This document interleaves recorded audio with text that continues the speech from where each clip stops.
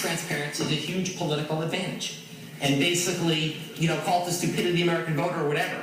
But basically, that was really, really critical to getting the thing to pass. It's a very clever, basic exploitation of the lack of economic understanding of the American voter. The American voter is too stupid to understand it. He's a charmer. That was MIT professor Jonathan Gruber, a man hailed as a hero by the president's healthcare team, sharing his unguarded assessment about how they managed to pass the sweeping law that now affects 1/5 of our economy and only went through because Harry Reid changed the Senate's rules to get the vote he wanted. Today, in a 6-3 decision, the High Court saved that law for a second time, striking down a challenge over subsidies by acknowledging that Obamacare was inartfully drafted, but concluding that it would afford the most generous interpretation, otherwise the insurance market would be destabilized. In moments, our exclusive interview with a 2016 Republican presidential candidate, Dr. Ben Carson.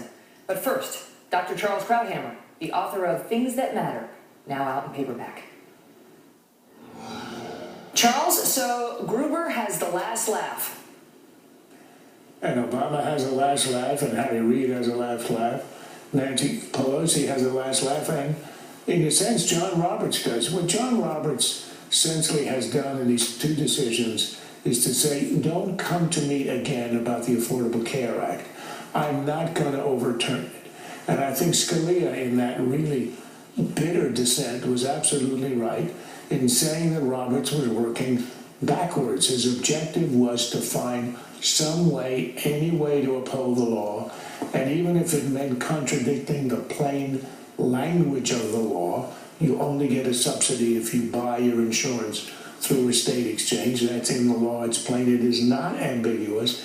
And if it meant reinterpreting, misinterpreting, and deliberately giving a new meaning to that, so be it. And to me, that's the damage here. What it does is to the sanctity of the rule of law rather than men. If you cannot rely on the plain language of a statute, and you have to rely on the tortured interpretation that a justice gives it in order to keep the law alive, then what can you rely on? Chief Justice Roberts wound up concluding, yes, we have to read the plain language, but we construe statutes, not isolated provisions, and he felt the law read in its entirety allowed even a state that didn't set up an exchange to receive a federal subsidy. Do you think this undermines in any way the validity of this court in the minds of some Americans, or the respect they'll have for it?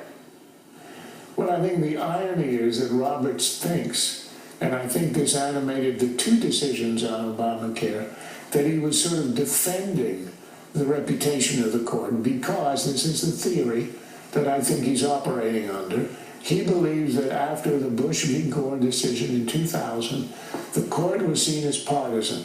It was seen as not being even-handed, and that his job as the Chief Justice, and I actually suspect if he were just a justice and not Chief Justice, he might have gone another way. But he sees his job as the custodian of the reputation of the court, not to overturn something as sweeping, important, debated for 18 months in the Congress as Obamacare.